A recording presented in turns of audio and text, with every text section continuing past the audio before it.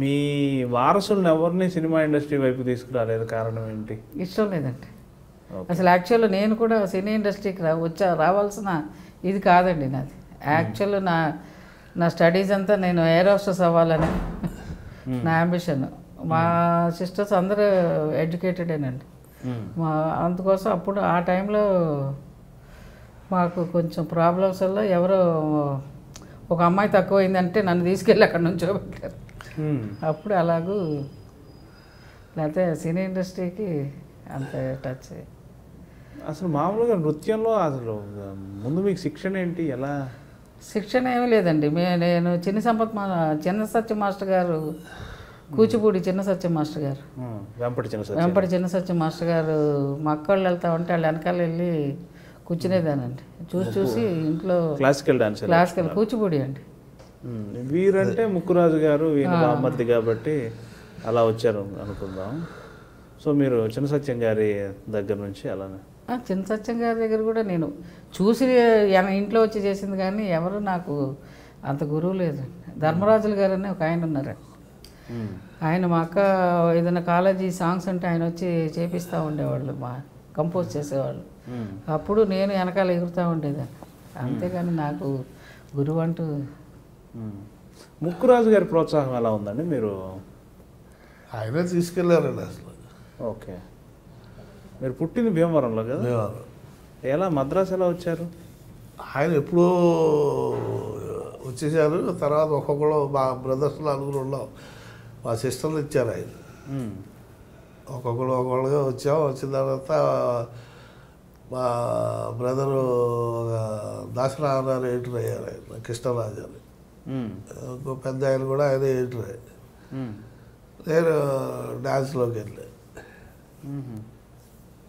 So Mukkuraju గారి ద్వారా మీరు అసిస్టెంట్గా వచ్చి తద్వారా కొరియోగ్రాఫర్, ఆ తర్వాత మేడంతో కలిశారు. బాగుంది. చాలా ముఖ్యమైన చాలా ఇంపార్టెంట్ విషయాలు చెప్పారు. మీకు నా రిక్వెస్ట్ ఏంటంటే మీరు కాస్త మీడియా ముందుకు వస్తూ ఉండండి. మీరు ఎంతసేపు లో ప్రొఫైల్ మెయింటైన్ చేసి మీది ఒక ఘనమైన చరిత్ర, 400 సినిమాలు, 2000 పాటలు అంటే మామూలు విషయం కాదు కదా.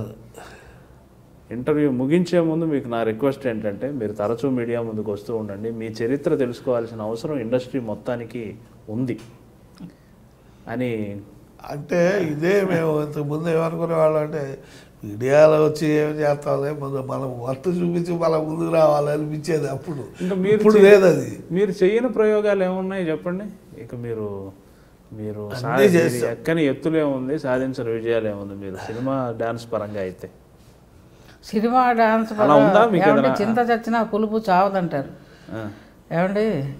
ఇప్పుడు మాకు 16 to మనకి ఇప్పుడు 16 అయినా 100 years అయినా కూడా ఇదేంటి రిటైర్మెంట్ యాజ్ ఎ టెక్నీషియన్గా రిటైర్మెంట్ ఉండదండి. ఇప్పుడు హీరోస్ కూడా అంతే కదండి.